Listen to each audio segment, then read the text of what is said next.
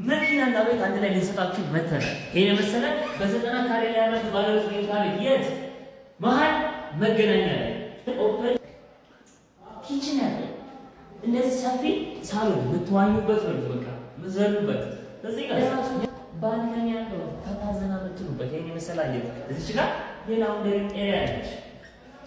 ኮመን ባዝሩማችን ይሄን መሰለ እስከነ መኪናው አይፈልጉም ብለን ሰውየው ከስልካችን አለ።